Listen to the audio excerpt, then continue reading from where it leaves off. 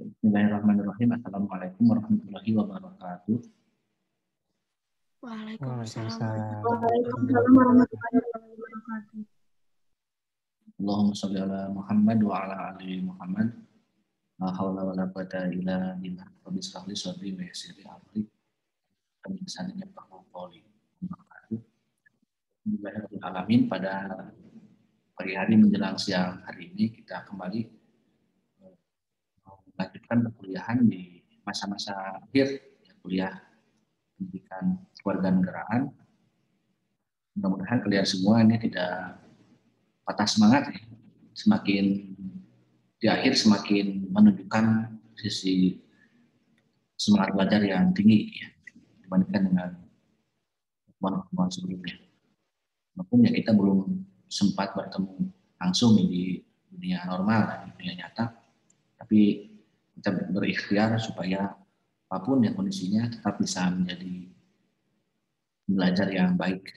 Oke, tanpa banyak berbasa-basi lagi, saya serahkan saja ke kelompok 8 untuk memandu diskusi, dan nanti saya juga akan menyimak dengan baik dan mengomentari dan membahas materi-materi yang perlu saya sampaikan. Oke, maka saya serahkan langsung aja ke kelompok 8 ya, pada moderator dan teman-temannya.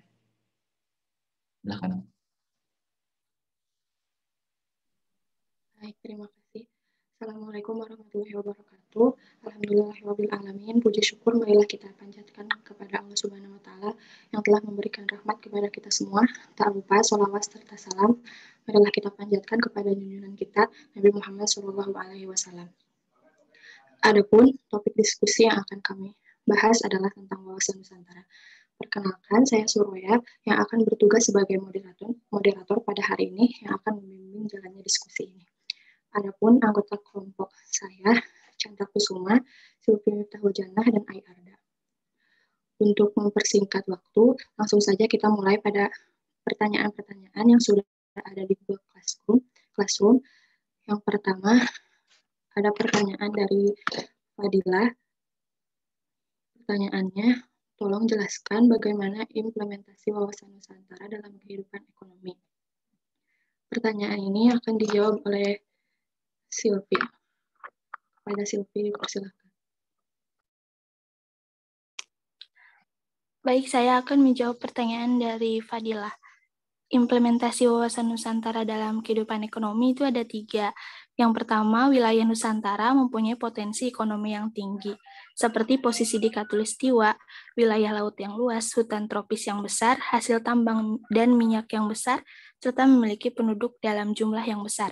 Yang kedua, ada pembangunan ekonomi harus memperhatikan keadilan dan keseimbangan antar daerah. Oleh sebab itu, dengan adanya otonomi daerah dapat menciptakan upaya dalam keadilan ekonomi. Yang ketiga, pembangunan ekonomi harus melibatkan partisipasi rakyat, seperti dengan memberikan fasilitas kredit mikro dalam mengembangkan usaha kecil. Jadi implementasi dalam kehidupan ekonomi adalah menciptakan tatanan ekonomi yang benar-benar menjamin pemenuh dan peningkatkan kesejahteraan dan kemakmuran rakyat serta merata dan adil. Adanya tanggung jawab pengelolaan sumber daya alam antar eksploitasi dan pelestarian yang seimbang.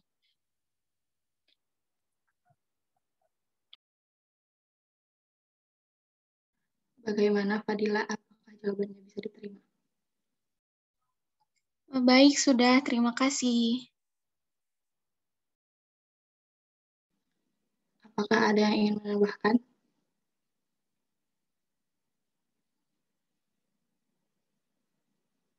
Jika tidak ada, lanjut ke pertanyaan selanjutnya. Ada dari Riani. Sebelum terbitnya Deklarasi Juanda, ada konsep hukum laut, teritorial, ZEE, maritim, kringen, ordinante. Mengapa konsep hukum laut itu diganti ke Deklarasi Juanda? Jawaban dari Riani akan dijawab oleh saya sendiri. Di awal kemerdekaan, wilayah batas laut Indonesia mengacu pada peraturan masa Hindia Belanda, yakni teritorial, ZEE, maritim, kringen, ordinante tahun 1939. Dalam peraturan itu, pulau-pulau yang ada di Indonesia sejauh 3 mil dari garis pantai. Oleh sebab itu, kapal-kapal asing atau negara lain tak boleh mengambil sumber daya atau lewat dalam jarak ini. Namun, beberapa tahun setelahnya, para petinggi negara mempertimbangkan perlu adanya aturan mengenai sistem laut di Indonesia. Tujuannya untuk memberikan pemberitahuan legalitas wilayah perairan Indonesia kepada dunia luar. Maka pada tanggal 13 Desember tahun 1957, sebuah deklarasi dilakukan. Adapun yang menjadi inisiator adalah Perdana Menteri Juanda Kartawijaya. Juanda menganggap perlunya mengubah sistem kelautan Indonesia untuk mengubah zona teritorialnya. Bagaimana, Riani, apakah bisa diterima jawabannya? Iya, bisa diterima jawabannya. Terima kasih. Lanjut ke pertanyaan selanjutnya, ada dari Dela. Bagaimana upaya geopolitik pemerintahan Indonesia demi menjaga persatuan dan kesatuan serta kedaulatan NKRI pada era globalisasi saat ini? Jawaban dari Dela akan dijawab oleh Ai. Kepada Ai dipersilahkan.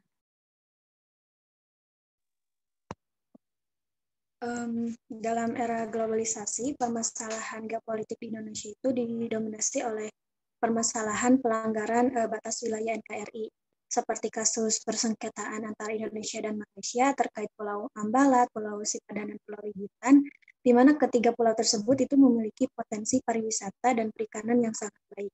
Kemudian kasus persengketaan dengan Tiongkok tentang Kabupaten Natuna, di mana wilayah tersebut itu memiliki cadangan gas yang terbesar. Nah, dari beberapa permasalahan tersebut tentunya perlu adanya geostrategi oleh pemerintah untuk menuntaskan permasalahan geopolitik di Indonesia. Adapun upaya pemerintah itu ada upaya internal dan upaya eksternal. Upaya internal yaitu membentuk kebijakan pengelolaan wilayah perbatasan, kemudian membentuk kebijakan pembangunan wilayah perbatasan, membangun pos lintas batas, kemudian penguatan TNI di wilayah perbatasan, membangun pos pengawasan, patroli itu ada patroli TNI, patroli Angkatan Laut, kemudian patroli Badan Koordinasi dan Keamanan Laut, patroli Direktorat Jenderal Pengawasan Sumber Daya Kelautan dan Perikanan, dan patroli Poli Air. Kemudian untuk upaya eksternal, pemerintah itu menyelesaikan batas landas kontinen dengan Vietnam, kemudian perundingan antara pemerintah Republik Indonesia dengan pemerintah Republik Sosial Vietnam mengenai zona ekonomi eksklusif, dan juga kerjasama Indonesia Vietnam di bidang pertahanan.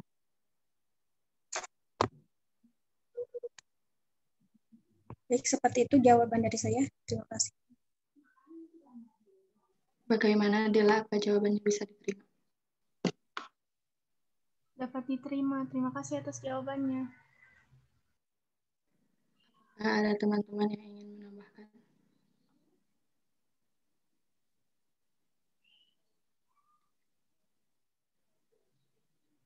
Jika tidak ada, lanjut ke pertanyaan berikutnya, ada dari Siva Agustin. Wawasan Nusantara adalah wawasan nasional bangsa Indonesia. Oleh karena itu, wawasan Nusantara merupakan landasan nasional. Bagaimana menurut kelompok Anda untuk menjelaskan hubungan objek tersebut? Jawaban ini akan dijawab oleh Sylvie. Kepada Sylvie.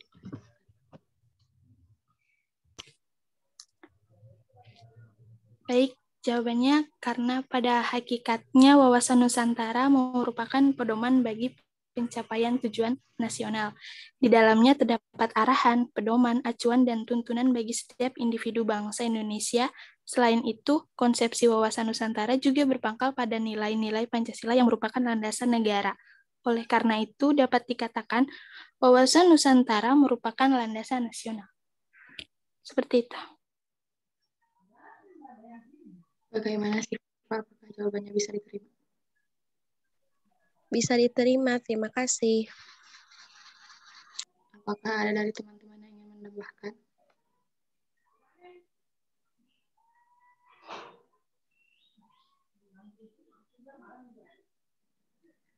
Jika tidak ada, lanjut ke pertanyaan berikutnya dari Sherina. Menurut kelompok 8, apakah wawasan Nusantara memiliki kaitan yang erat dengan Pancasila? Jika iya, tolong jelaskan mengapa.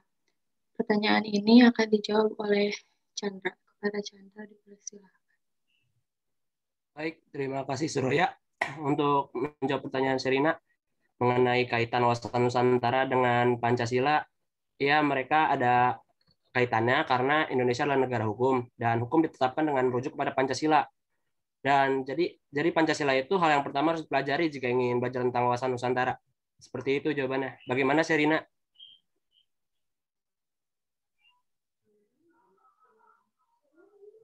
Bagaimana Sherina? Apakah dapat dimengerti jawabannya?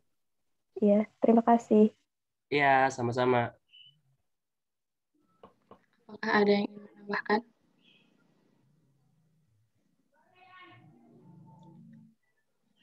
Jika tidak ada, lanjut ke pertanyaan berikutnya dari Silmi Kapah. Apakah tujuan wawasan Nusantara di Indonesia sendiri saat ini sudah tercapai? Pertanyaan ini akan dijawab oleh Ai. Kepada Ai dipersilakan.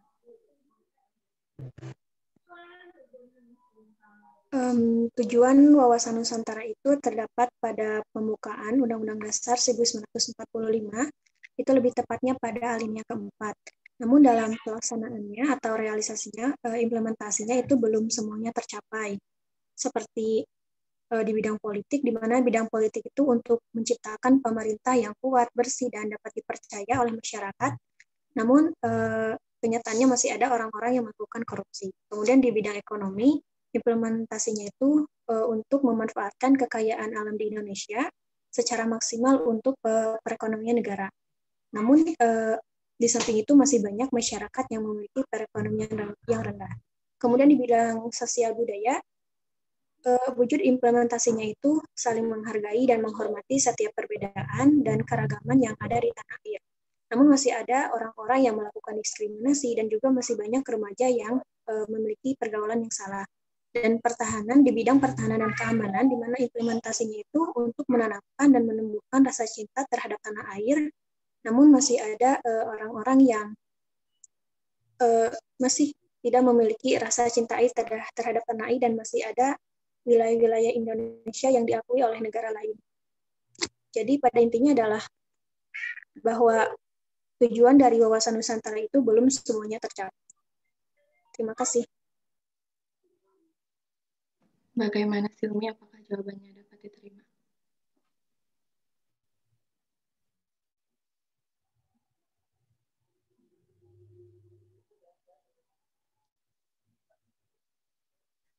Apakah ada dari teman-teman yang ingin menambahkan?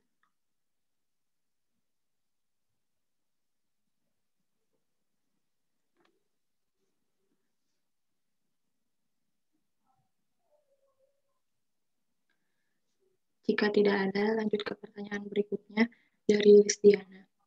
Sebutkan dan bagaimana cara menerapkan wawasan Nusantara dalam kehidupan sehari-hari. Pertanyaan ini akan dijawab oleh Chandra. Kepada Chandra dipersilakan. Baik, terima kasih untuk pertanyaan Lisdiana. Untuk menerapkan wawasan Nusantara dalam kehidupan sehari-hari itu dapat dilakukan dengan cara menghargai perbedaan yang ada di Indonesia, seperti perbedaan agama, suku, budaya, ras, ataupun status sosial. Karena Indonesia ini negara Bhinneka Tunggal Ika, walaupun berbeda-beda, tapi kita tetap satu. Seperti itu jawabannya Lisdiana. Apakah dapat dimengerti?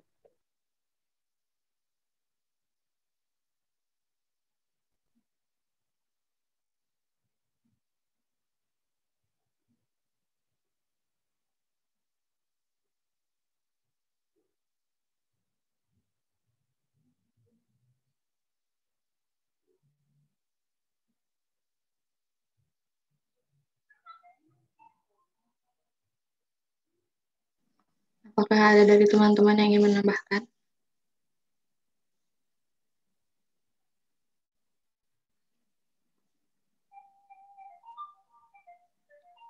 Jika tidak ada, lanjut ke pertanyaan yang terakhir dari Aulia. Cara apa yang bisa kita lakukan untuk menjaga wawasan Nusantara? Pertanyaan ini akan dijawab oleh Chandra. Kepada Chandra dipersilakan. Untuk pertanyaan Aulia, bagaimana cara untuk menjaga wawasan Nusantara? Di antaranya kita bisa melakukan dengan menjaga budaya yang ada agar tidak punah, lalu ikut serta menjaga keamanan dan ketertiban seperti mengikuti peraturan yang ada agar kita dapat membantu negara menjadi tertib dan aman. Mungkin seperti itu jawaban dari saya. Apakah dapat dimengerti, Aulia?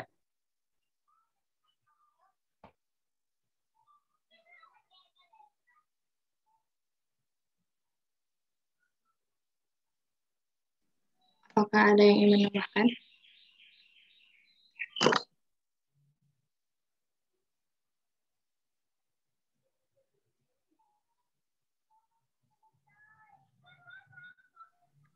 Jika tidak ada, mungkin cukup sekian untuk diskusi kali ini. Adapun kesimpulan dari diskusi kali ini, wawasan Nusantara sebagai geopolitik Indonesia adalah cara pandang dan sikap bangsa Indonesia mengenai diri dan lingkungannya yang serba beragam dan bernilai strategis dengan mengutamakan persatuan dan kesatuan wilayah dengan tetap menghargai dan menghormati kebinekaan dalam setiap aspek kehidupan nasional untuk mencapai tujuan nasional. Saya selaku moderator pamit undur diri. Mohon maaf apabila ada kesalahan. Wassalamualaikum warahmatullahi wabarakatuh. Kembalikan kepada Pak Adi.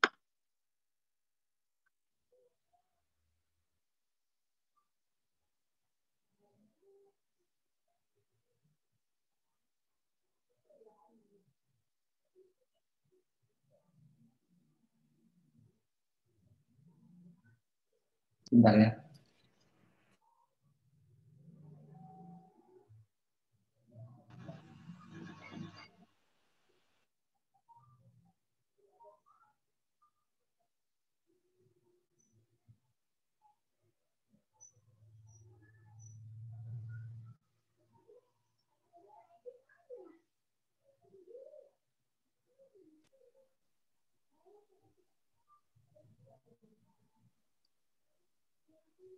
Oke,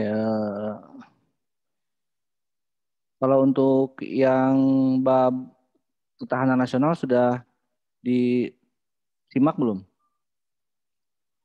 Ya, kelompok 9.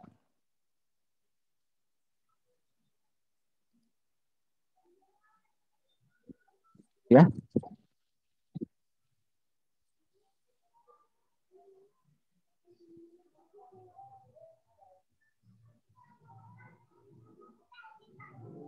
Coba saya cek.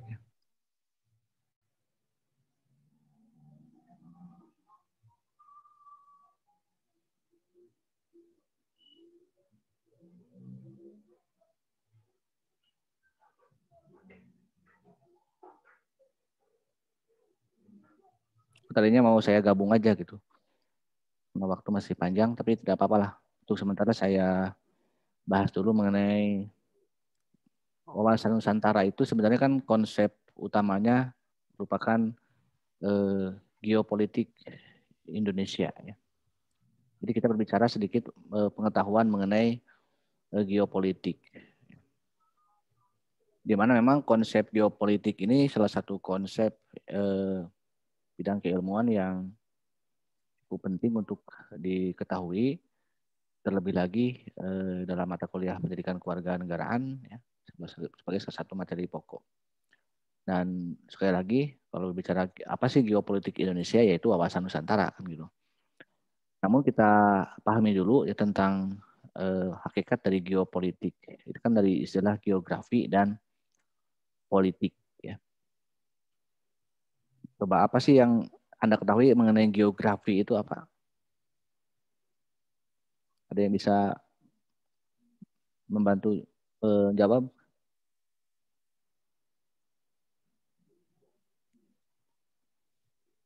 Nabila Az-Zahra, ini hadir? Saya dengar suara saya. Apa itu geografi? Siti Maharani, Naafilah,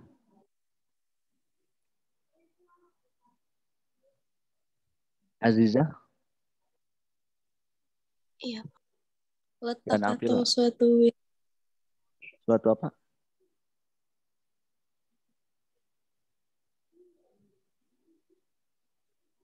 Suatu apa? Coba Azizah yang tadi suaranya sudah ada. Itu Pak, letak atau wilayah dari suatu negara. Geografi. Ya. Kalau sebagai sebuah ilmu, hal apa sih yang dibicarakan oleh geografi itu? Ilmu tentang apa?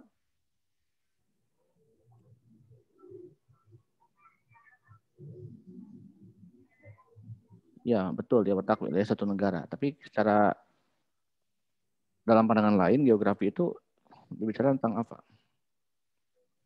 Ilmu tentang permukaan bumi. Tentang permukaan bumi. Ya, apa aja ilmu bumi itu ya.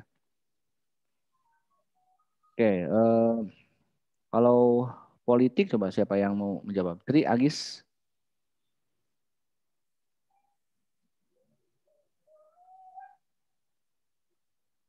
Muhammad Ridho. Sinta Eka.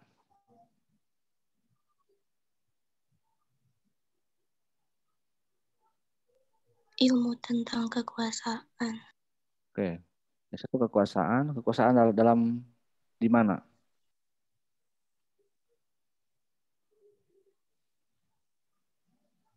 Di pemerintah atau negara, Pak. Oke, jadi yang satu ilmu tentang letak wilayah, ya. Yang satu ilmu tentang kekuasaan wilayah, maaf, tentang kekuasaan negara. Nah, sekarang coba yang lain ya. Melihat geografi Indonesia, letak geografis Indonesia itu, secara geografi, negara yang bagaimana sih Indonesia itu? Firda, coba. Firda Utami, Riani Putri, Linda Cahyani,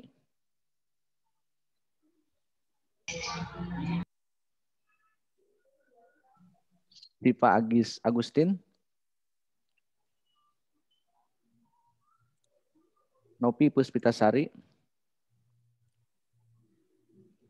Berliana, Silmi Kafah, Fadila, Pramanda, Lisdiana. Yep. Oke, para Pramanda. Dibuka. Menurut saya Indonesia tuh sesuai dengan geografinya kan terletak di garis khatulistiwa. Jadi memiliki 2 musim. Ya, seperti itu, Pak. Khatulistiwa memiliki 2 musim. Oke, terima kasih. Coba yang lain. Selain ada 2 musim dan ada garis khatulistiwa, secara geografi kan tadi bumi ya. Di antara 2 benua, Pak. Antara 2 benua ya. Oke, selain itu Merupakan negara kepulauan, Pak. oke, negara kepulauan. Di antara 2 samudra, Pak. Oke, antara 2 samudra di antara negara kepulauan. Makanya tadi kan geopolitiknya adalah wawasan Nusantara ya. Nusantara itu kan negara kepulauan. Berarti di Indonesia itu ada negara, ada pulau-pulau kan, banyak pulau. Jadi ada pulau besar, ada pulau kecil. Kemudian juga selain pulau ada apa di Indonesia? Yang dimiliki Indonesia selain pulau apa? Lautnya mungkin, Pak. Mungkin itu masih kemungkinan itu? Enggak, ya lautnya banyak laut gitu, banyak pantai. Mana yang lebih luas, laut atau daratan? Lautan, Pak. Lautan. Laut, Pak. Oke. Kemudian manusia tinggal di mana? Di darat. Di darat. Buaya tinggal di mana? Di sungai. Ada nggak buaya di darat? Ada nggak buaya yang tinggal di darat? Yang sini yang buaya darat. Oke. Sekarang mana yang lebih luas, lautan atau daratan? Lautan. Lautan, Pak.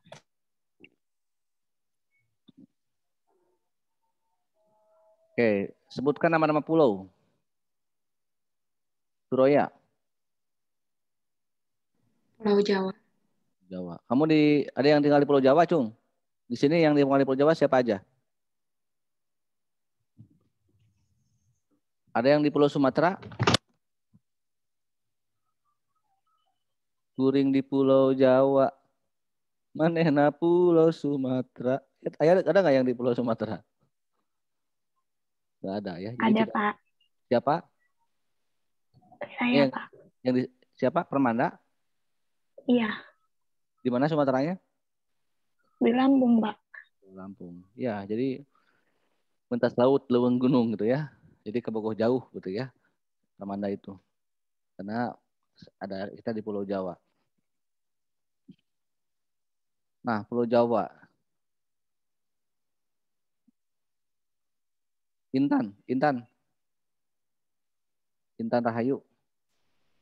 Kamu di Pulau Jawa? Pak. Kamu di Pulau Jawa juga? Di Jawa Barat. Di Tasik. Di Pangandaran. Oke, di Pangandaran ya.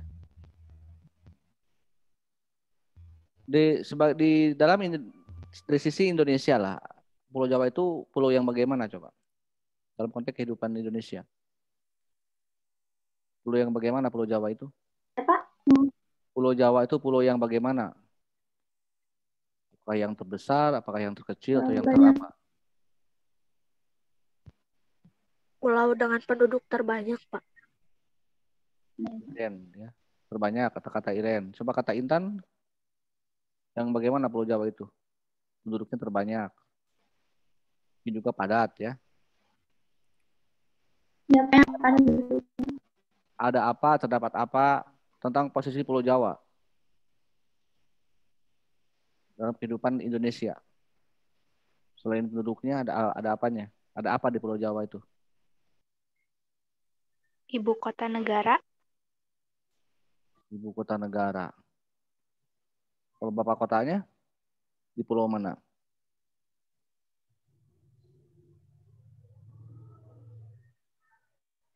Ibu kota negara. Delayus. Iya, Pak. Di mana ibu kota Jawa, di mana ibu kota Indonesia katanya di Pulau Jawa? Di mana tepatnya? Jakarta. Di Jakarta. Muhammad, laki-laki nih. Muhammad apa ini? Muhammad Riko, Muhammad Ridho, atau Muhammad Nur Fauzi, Muhammad Jihad. Ya, ada 3 Muhammad. Halo. Yang 3 Muhammad ya, trio Muhammad. Bisa dengar suara saya? Bisa, Pak, ya. Oke, Ridho tadi yang pertama, dan Jihad nih sudah ada. Kenapa Jakarta menjadi ibu kota? Tidak Lampung misalnya. Untuk Pangandaran.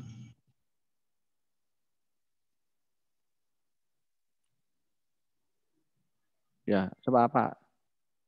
Ridho atau Jihad? Atau Nur Fauzi? Kenapa Jakarta menjadi ibu kota? Di Pulau Jawa.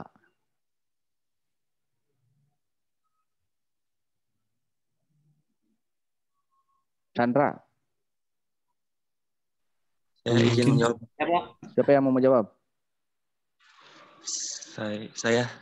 Ridho. Karena pada saat Belanda dahulu, pusat pemerintahan Belanda itu terdapat di Jakarta, Pak. Oke, pada saat pemerintahan Hindia Belanda ya.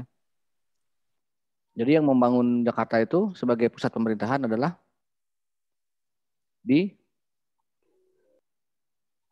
yang membangun Jakarta, yang membangun pusat pemerintahan di Jakarta.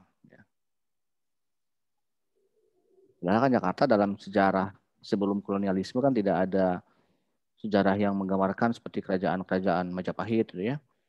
Terus Sriwijaya di Sumatera di Selatan, mungkin juga daerah Lampung, terus di Pajajaran dan sebagainya. Kutai itu kan, tapi Jakarta dibangun oleh kolonialisme, oleh Hindia Belanda menjadi Batavia dan menjadi pusat pemerintahan Hindia Belanda. Itu kan negara koloni ya, negara penjajah. Memang ada mungkin beberapa pertimbangan ya, karena mungkin Jakarta strategis ya, terdapat lautan, terdapat tempat untuk bisa mudah untuk dibangun, aksesnya bisa berkembang dengan pesat. Ya. Artinya kan tidak semata-mata tiba-tiba ada tempat, ada orang membangun itu, ya, katakanlah membangun wilayah sebagai pusat pemerintahan atau pusat bisnis, pusat ekonomi, itu bukan semata-mata karena ada tempat kosong, gitu kan? Tapi karena ada pertimbangan-pertimbangan yang disebut dengan aja pertimbangan politik. Ya. Ada kepentingan politik yang akan berimbas pada sektor sosial, ekonomi. Ya. Dipilihlah Jakarta, ya. Atau mungkin juga untuk menghapus jejak-jejak riwayat-riwayat masa lalu pribumi misalnya. Kalau misalnya dibangunnya adalah wilayah Jawa Barat, Jawa Timur, Jawa Tengah, mungkin yang banyak diceritakan di pusat-pusat kerajaan, ya mungkin akan menghilangkan jasa-jasa kolonialisme itu, sehingga kolonialisme memberikan tempat baru yang tidak bisa diceritakan oleh biar dicatat punya jasa lah dalam membangun sebuah tempat. Masuk ke Jawa Barat misalnya. Kenapa ibu kotanya Bandung misalnya? Tidak di bekas-bekas pusat-pusat kerajaan Pajajaran atau kerajaan Sunda. Bandung kan juga sama, sebuah tempat yang dibangun oleh kolonialisme. Berarti dalam hal konteks pengelolaan wilayah negara, ya, itu yang disebut dengan geopolitik, gitu ya. Bahkan kita ini kan wilayahnya lebih besar lautan daripada daratan. Bahkan beberapa pulau daratannya sudah padat penduduknya. Jakarta misalnya, Bandung. Ya, mungkin sudah dia katakan sempit tuh ya. Sudah terlalu sempit, sumpek daratan itu. Kenapa tidak pindah ke lautan misalnya? Kan lebih luas. 2/3-nya lautan. Kenapa dia nggak tinggal di laut misalnya dengan Putri Duyung? Intan menjadi Putri Duyung misalnya. Kan lebih luas ya daripada daratan. Biar ketika Pangandaran, kamu misalnya mencemplung aja ke pantai Pangandaran ya, jadi Putri Duyung kan lebih luas ya daripada daratan gitu ya. Jadi nggak ada manusia yang hidup di laut, gitu kan? Yang bisa hidup di laut karena ada unsur ekologis. Bahkan tidak semua daratan juga dapat dihuni oleh manusia. Ya.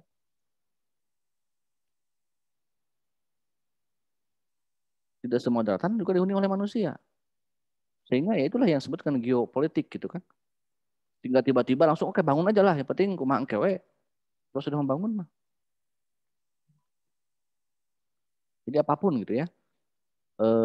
Yang dijadikan sebuah tempat, sebuah wilayah, terus kemudian dibangun, kemudian ditempatkan untuk dipikirkan secara geopolitiknya. Biar bagaimana kalau sebuah tempat dibangun sebagai pusat pemerintahan, sebagai pusat industri, sebagai pusat apapun, itu akan dipertimbangkan, harusnya dipertimbangkan secara politiknya.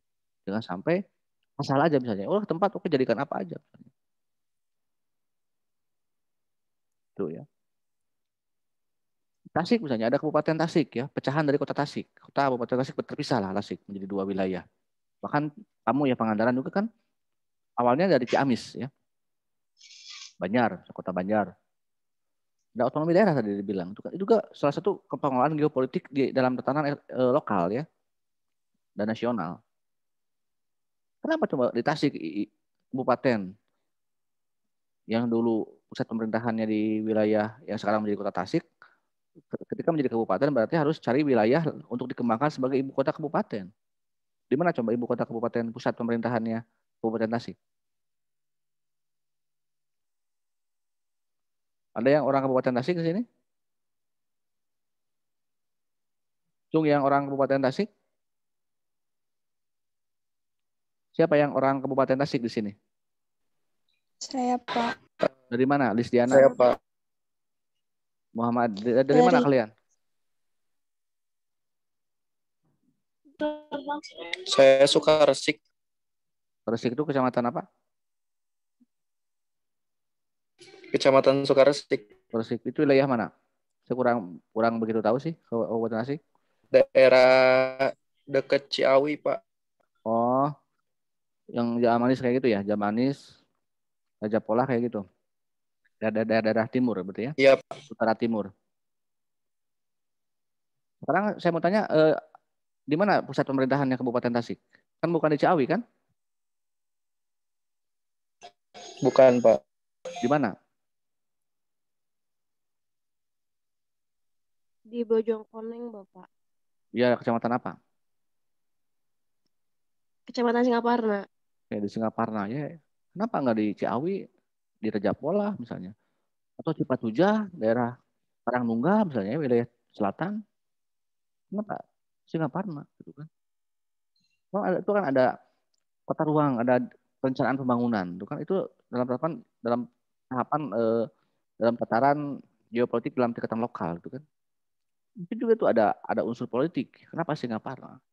Mungkin banyak tokoh-tokoh Singaparna yang kan dalam proses pemekaran kabupaten sehingga dipilihlah Singaparna. Mungkin ada kecemburuan dari orang-orang Ciawi misalnya, yang walaupun sekarang ada wilayah, ada penghubung ya di Cisinga itu kan, yang langsung ke arah Galunggung itu. Ya kan mungkin orang-orang selatan, orang Rajapola, orang apa Cipatujah, Pamijahan ini relatif lebih jauh ya, harus keliling kalau mau ke Singaparna itu kan. Itu yang saya maksud ya, bahwa dalam hal tata letak saja itu manusia ataupun pejabat yang berwenang itu akan ada kepentingan-kepentingan politik yang sebagai dasar pertimbangan dalam hal pembangunan. Nah, kemudian kembali ke masalah Indonesia ya, kita ke geopolitik Indonesia. Tiba-tiba misalnya Pak Jokowi di pelantikan presiden tahun 2019 yang tidak dijanjikan di dalam proses kampanye, bahkan dalam perencanaan pembangunan nasional jangka panjang pun tidak ada. Tiba-tiba ibu kota mau dipindahkan. Gimana coba pindahnya ibu kota?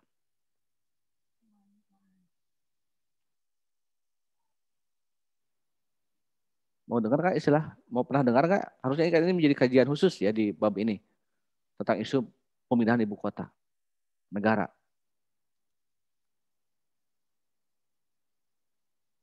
Pernah mendengar nggak isu pemindahan ibu kota? Pernah, Pak.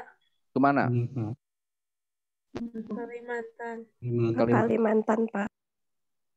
Coba siapa yang mau bisa berpendapat tentang isu pemindahan ibu kota? Pendapat aja dulu ya. Saya kasih waktu 1 menit untuk berpikir tentang isu pemindahan ibu kota. Semuanya ikut ya berpikir. Saya kasih waktu. Saya off dulu sebentar ya. Mau.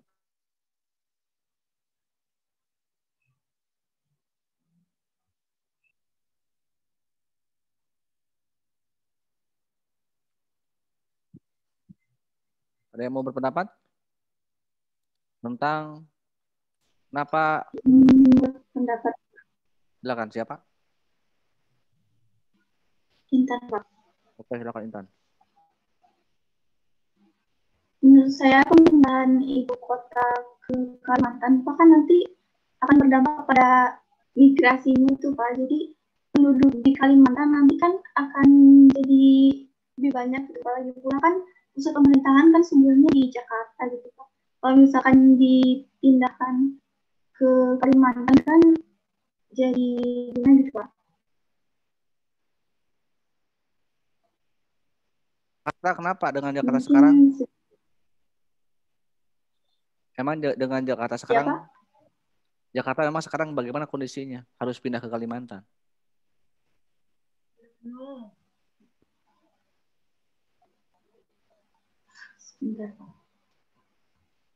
Ya, kamu ketahui Jakarta sekarang bagaimana kondisinya gitu.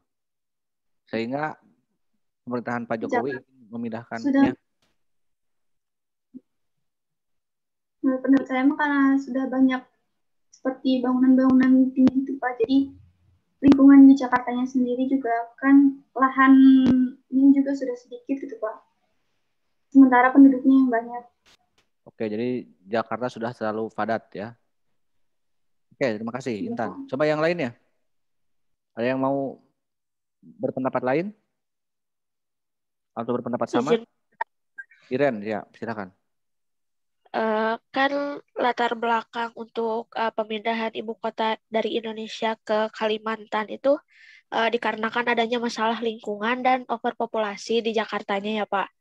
Nah, apabila nanti kelak akan dipindahkan ke Kalimantan pun, kalau menurut saya sama kayak Intan. Jadi tidak menutup kemungkinan bahwa di Kalimantannya juga akan terjadi overpopulasi juga dan masalah lingkungan juga. Soalnya otomatis kan kalau ada pemindahan ibu kota berarti segala yang telah dibangun di Jakarta otomatis kemungkinan akan pindah ke Kalimantan. Jadi pelaku-pelaku pemerintahan ataupun pelaku-pelaku ekonomi pun akan semakin gencar melakukan pembangunan-pembangunan di Kalimantan agar bisa seperti dulu di Jakarta. Seperti itu, Pak. Terima kasih. Oke, terima kasih juga ya kepada yang sudah berpendapat. Coba yang lain, barangkali ada yang lebih kritis, ada yang efeknya mungkin ada masalah baru mungkin gitu, atau apalah, silakan. Yang penting saya ingin minta pandangan Anda aja. Riani, cobanya mau pendapat? Riani Putri, silakan. Iya, Pak. Iya, silakan. Jadi kalau menurut saya pemindahan ibu kota itu karena lahan di Kalimantan kan juga kayak masih banyak yang kosong atau banyak kayak hutan-hutan gitu. Jadi yang pusat pemerintahan negara itu jadi dipindahin ke Kalimantan. Jadi yang di Jakarta itu kayak yang sebagiannya doang gitu, Pak. Jadi pusat negara nanti kayak dipindah ke Kalimantan. Jadi kayak biar penduduknya juga bermigrasi yang dari Jakarta biar kayak pada tertarik pindah ke Kalimantan untuk bermigrasi. Oke, jadi untuk pemerataan penduduk ya biar tidak numpuk di Jawa atau di Jakarta. Oke, yang lain coba. Barangkali punya pandangan lain, dampak yang ditimbulkan dari ya bisa positif bisa negatif ya. Silakan mau negatif mau positif. Yang penting Anda berpandangan lain coba. Kan bukan hanya persoalan orang pindah, ini padat, ini kosong kan tuh. Karena ini kita bicara geopolitik, bicara politiknya dari sisi politiknya. Oke, silakan. Ada yang mau berbicara lagi? Izin menambahkan jawaban yang tadi, Pak. Ya, silakan, Iren. Jadi apabila pemindahan ibu kota dari Jakarta ke Kalimantan itu kan latar belakangnya tadi karena ada permasalahan ya, Pak. Kalau nanti jadi dipindah sedang proses kan ya Pak, proses pemindahan pun seolah-olah jadi pemerintah itu meninggalkan permasalahan-permasalahan yang ada di Jakarta demi mendapatkan suasana atau lingkungan yang bagus untuk pemerintahannya. Jadi meninggalkan permasalahan-permasalahan seperti banjir dan macet yang seharusnya terlebih dahulu diselesaikan seperti itu. Dan juga apabila dipindahkan ke Kalimantan, kan Kalimantan terkenal dengan masih banyaknya tanaman-tanaman. Jadi apabila dipindahkan ke Kalimantan, otomatis dapat mengancam kelestarian hutan-hutan di Kalimantan yang mana sebagai paru-paru dunia. Dan di Kalimantan juga terdapat beberapa ekosistem langka seperti itu, seperti adanya orangutan. Jadi tidak menutup kemungkinan bahwa pemindahan ibu kota ke Kalimantan itu pasti nantinya akan ada pembangunan lagi yang mana akan mengancam paru-paru dunia di Kalimantan, dan bisa juga nanti ada risiko-risiko untuk kebakaran hutan dan lahan demi pembangunan pemerintahan. Seperti itu. Terima kasih. Oke ya. Jadi poin pentingnya itu mengambil akan mengancam ya di mana Kalimantan sebagai paru-paru dunia. Yang itu yang saya katakan tadi ya, bahwa memang persoalan masalah geopolitik ini gitu kan bukan hanya persoalan ini ada tempat padat ya, sudah overload misalnya. Dan itu ada tempat kosong gitu kan. Padahal kan tidak harus seperti itu juga ya. Bukan berarti tempat kosong itu harus diisi gitu kan. Kalau itu memang fungsinya sebagai penyeimbang atau paru-paru bumi, apalagi paru-paru dunia, berarti ya biarin aja. Kita lestarikan saja sebagai itu ya. Coba ada hal lain coba yang pandangan lain dari sisi ekonomi politik yang ditimbulkan. Ini kan juga dari sisi politik misalnya ini kan memerlukan bahasan baru ya. memerlukan undang-undang baru, ada proses politik baru yaitu undang-undang ibu kota baru. Ini kan negara hukum ya. Coba dari sisi lain, coba yang lain ya, ada yang mau lagi menambahkan? Ini para kaum Adamnya pada pasif semua nih.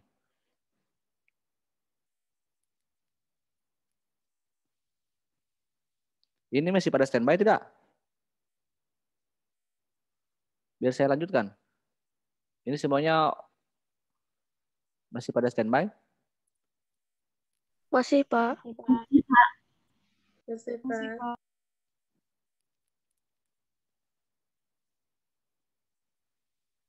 Oke, jadi berbicara masalah ini geopolitik yang sangat penting ya. Sebelum kita nanti melihat bagaimana potensi-potensi lain ya, apakah sebagai negara maritim, sebagai negara Nusantara. Nah kita melihat bahwa wacana ibu kota itu yang tadi saya katakan ya, bukan hanya sekedar ini tempat Jakarta ini kosong dan padat, yang ini kosong gitu kan. Apalagi kan konsep, saya tidak tahu ya konsep pembangunan kita itu apakah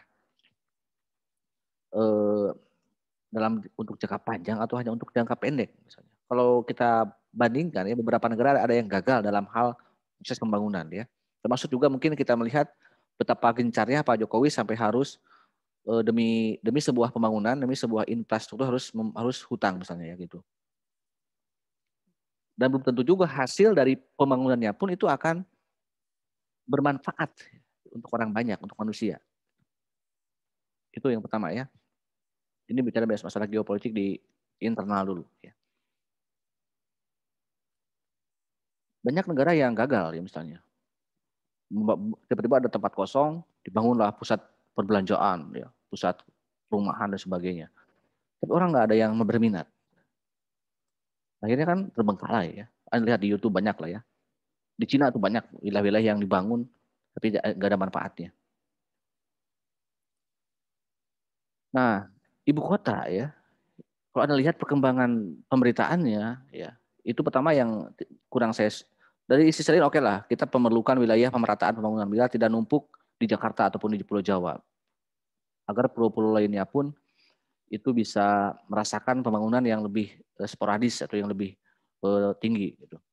Tapi kalau hanya alasannya masalah Jakarta padat, sebenarnya kalau di Jawa pun banyak potensi-potensi yang bisa dipindahkan yang tidak memakan biaya tinggi. Di Bogor itu wilayah ada Jonggol misalnya, itu masih sangat kosong. Bahkan Cirebon itu menjadi alternatif ya. Cirebon itu kan punya pandai juga ya, yang belum begitu pesat juga gitu ya.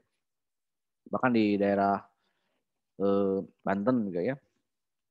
Tapi apapun lah itu ya, yang jelas itu kan risiko paling utama kalau bicara tadi dampak terhadap ekonomi. Tadi kan ada yang bertanya hal itu kan ya, wawasan dalam kehidupan ekonomi.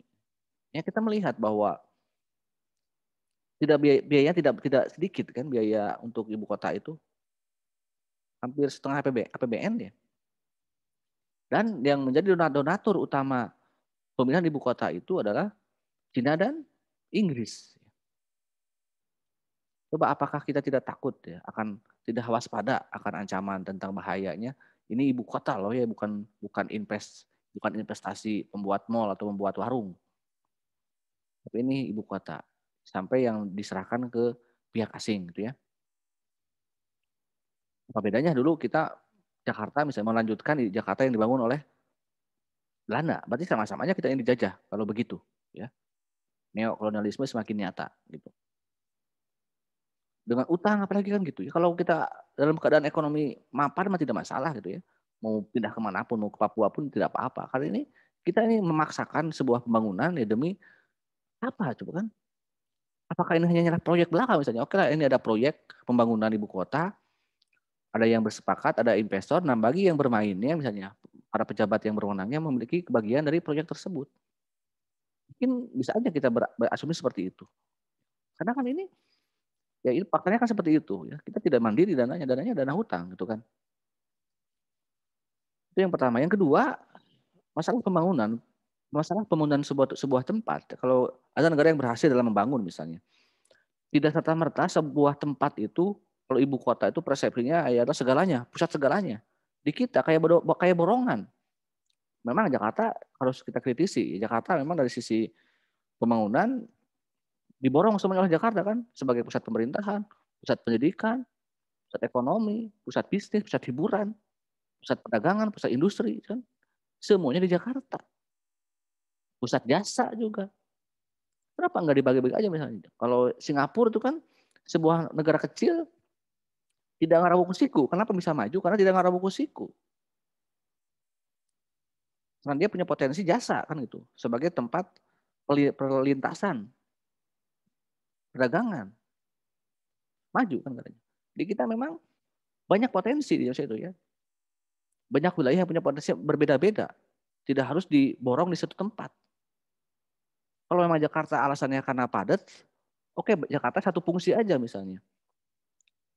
Oke lah kalau misalnya fungsi pemerintahannya sudah terlalu padat, biar efektif, oke pindah aja ke pemerintahannya, pindah aja ke Bogor, bilang Jonggol misalnya, atau Cirebon yang lebih kan relatif tidak begitu banyak perubahan ya. Untuk masalah jasa, pindahkan misalnya ke wilayah yang bisa di daerah Selat Malaka, apakah di Kepulauan Riau, Batam misalnya ya, apa sih itu, kalau Bangka Belitung dan sebagainya kan itu juga satu pemikiran yang harusnya menjadi, jadi ada pembagian wilayah yang jelas tuh kan. Ini kan semuanya ke Kalimantan. Jadi Jakarta disatu fungsikan saja misalnya. Mau pusat pemerintahan aja atau pusat bisnis aja dan sebagainya gitu. Sama, nah ini contoh wilayah lain, negara lain yang bisa misalnya begini. Amerika aja kan, Washington gitu ya, New York, apalagi Hollywood itu memiliki fungsi yang berbeda-beda ya. Washington pusat pemerintahan misalnya. New York pusat ekonominya. Lalu Hollywood pusat hiburan misalnya gitu.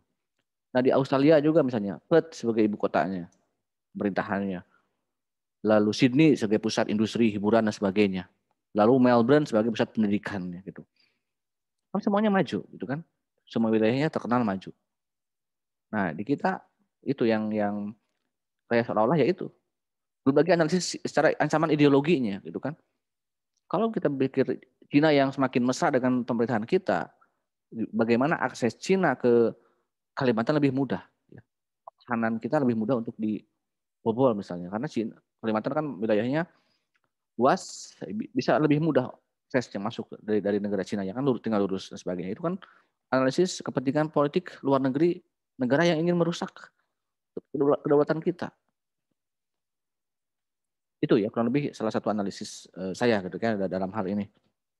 Juga banyak tokoh-tokoh yang beranggapan demikian. Saya pun melihat beberapa pandangan ya dari masalah ini. Bukan tidak setuju atau setuju. Ini masalahnya efektif atau tidak efektif gitu kan. Ini bahaya atau tidaknya tentang masalah-masalah ini.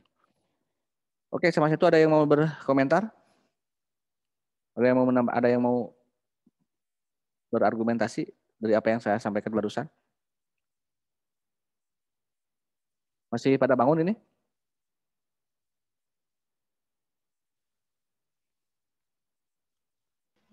Masih, Pak. Oke, saya lanjut dulu ya. Nah, sebagai negara yang kepulauan, yang konsepsi wawasan Nusantara, ternyata memang kita ini ya punya potensi laut yang luar biasa. Negara maritim, sebagai daratan yang subur ya, lautan yang luas, pantai yang panjang juga di dunia paling panjang dan sebagainya kan gitu. Banyaklah kebanggaan kita, potensi-potensi kita yang perlu kita banggakan. Tapi kita lihat berbicara anomali-anomali yang terjadi ya. Dalam beberapa hal misalnya, sebagai negara maritim. Jangan bicara masalah kekuatan laut, militer dan sebagainya lah. Kita jauh sama negara-negara besar. Bicara garam. Tahu garam? Uyah? Keuyahannya berarti sekarang negara kita sedang keuyahan gitu kan. Dalam satu waktu kadang kita ini kekurangan garam. Ya, gitu. Harus impor garam juga. Kan anomali ini kan. Jadi beberapa oknum itu tidak berpikir masalah nasionalisme, gitu kan, berpikirnya masalah keuntungan saja. Dengan impor akan lebih untung, karena lebih murah dan sebagainya. Jadi tidak ada sebuah tempat yang dipotensikan untuk dijadikan sebagai pusat garam misalnya ya. Mungkin semua tempat bisa sebenarnya, semua pantai bisa kan, banyak pantainya gitu kan. Kok kenapa harus kita impor? Garam-garam kan sepele ya, kebutuhan pokok tiap hari, tapi tidak mampu misalnya. Yang lain yang lebih menguntungkan, lobster ya, yang sempat ramai menjadi bahan korupsi Menteri Kelautan yang sekarang udah diresapel oleh pemerintahan Pak Jokowi periode kedua. Ya. Masa negara sebesar kita sekarang lobster kalah sama Vietnam misalnya. Vietnam yang belajar 10 tahun, dalam waktu 5-10 tahun kita bisa kalah produksi lobsternya oleh Vietnam misalnya. Itu ya, jadi banyak sekali hal yang menjadi potensi agraris ya. Kita ini kebanyakan konsumsi beras, padi, nasi gitu kan.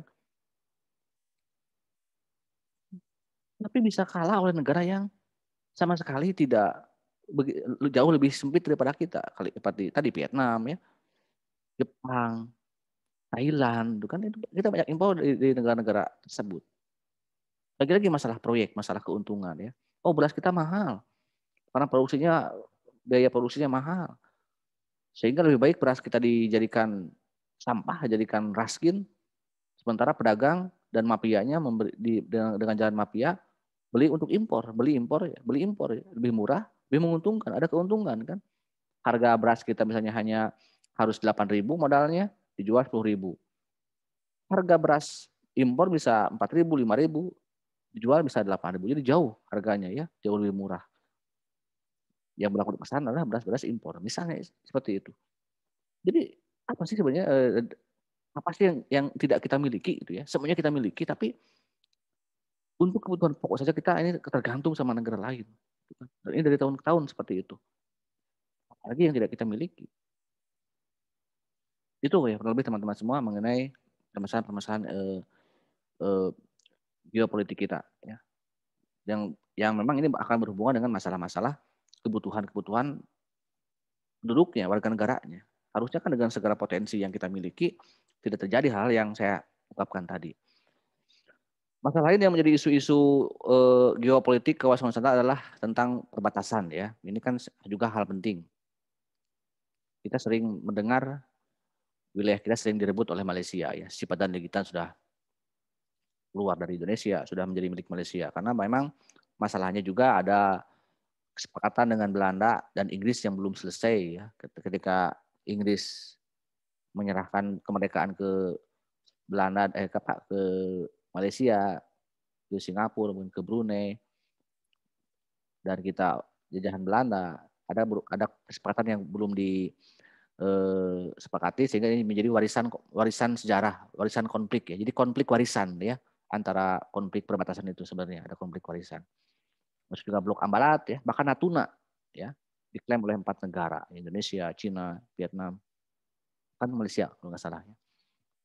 Bahkan sering juga kapal-kapal di Natuna kan menjadi bahkan sampai ada konflik ya. Maka kita diledek lah oleh kapal Jepang, kapal Vietnam, kapal Cina gitu kan. Bahkan berapa ton per hari ya laut kita ikan kita dicuri oleh kapal-kapal asing ya. Nah, ini juga hal-hal yang menjadi anomali-anomali yang harus kita waspadai, ya harus kita pikirkan bersama, karena memang sebenarnya kalau negara ini dikelola, geopolitik ini dikelola dengan baik, dengan benar, dengan jujur oleh penguasanya, ya, tidak ada korup, tidak ada kebohongan. Saya kira kita ini negara yang tidak perlu adanya ketergantungan ke negara manapun, ya.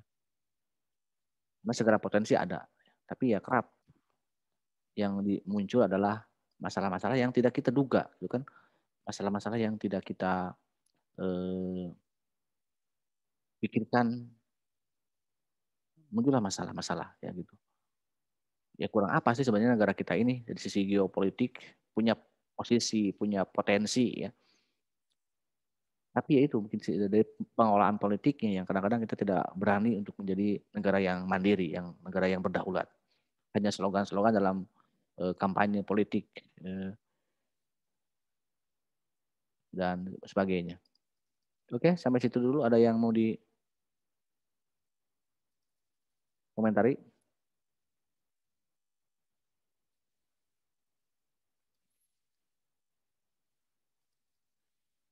Oke, untuk bahan pembelajaran yang lain ya tadi mengenai deklarasi Juanda ya sebagai cikal bakal wilayah laut maupun wilayah Indonesia yang memang ini baru terjadi tahun 57 setelah berbagai macam. Tapi kan setelah deklarasi Juanda pun ya tadi ya konflik-konflik perbatasan masih sering terjadi di negara kita.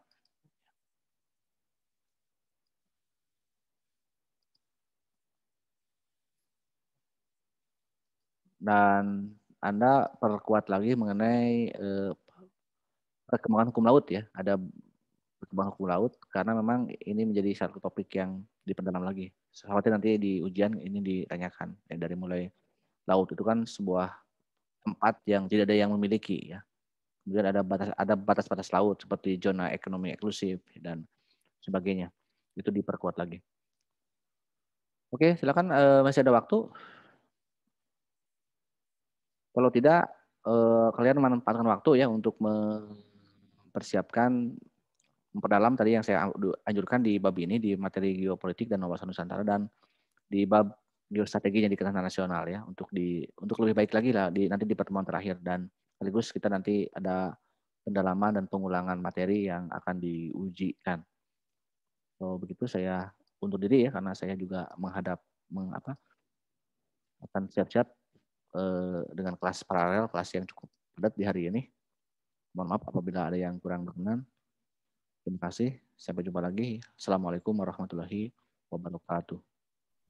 Waalaikumsalam warahmatullahi wabarakatuh. Waalaikumsalam warahmatullahi wabarakatuh.